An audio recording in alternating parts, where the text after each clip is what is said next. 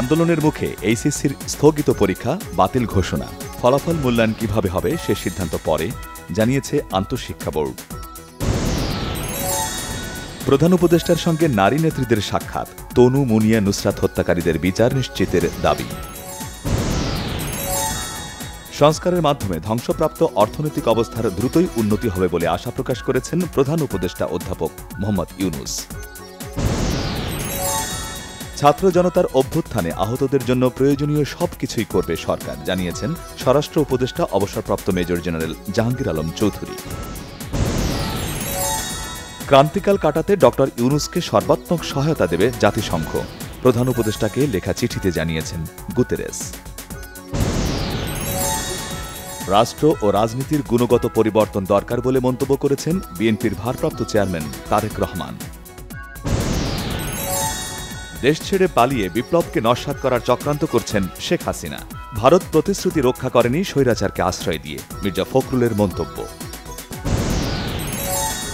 শাপলা চত্বরে হেফাজতে ইসলামের কর্মসূচিকে কেন্দ্র করে গণহত্যা ও মানবতা বিরোধী অপরাধের অভিযোগে শেখ হাসিনা সহ ১৯ জনের বিরুদ্ধে মামলা।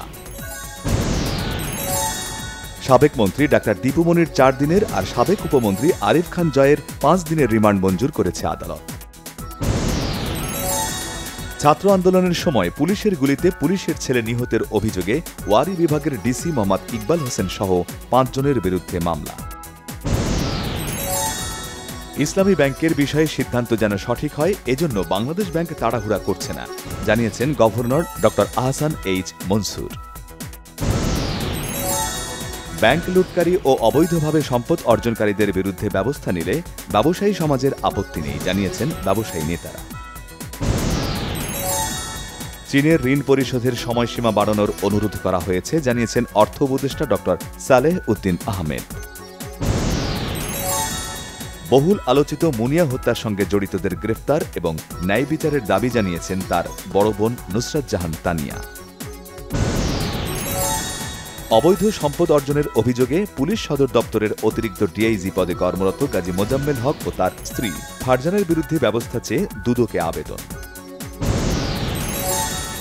টানা ভারী বর্ষণে তলিয়ে গেছে বন্দরনগরী চট্টগ্রামের নিম্নাঞ্চল, বিপাকে নগরবাসী ভারী বৃষ্টিপাতে পাহাড় ধসের শঙ্কা। আসন্ন মার্কিন প্রেসিডেন্ট নির্বাচনে ডোনাল্ড ট্রাম্পকে হারানোর অঙ্গীকার ডেমোক্র্যাট প্রার্থী কমলা হ্যারিসের।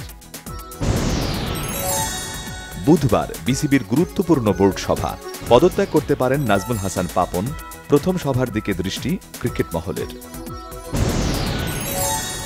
সাবেক ডিবি কর্মকর্তা হারুনের ভাতের হোটেল নামেও সিনেমা নির্মাণের জন্য নিবন্ধন করেছেন অভিনয়শিল্পী জাদু আজাদ।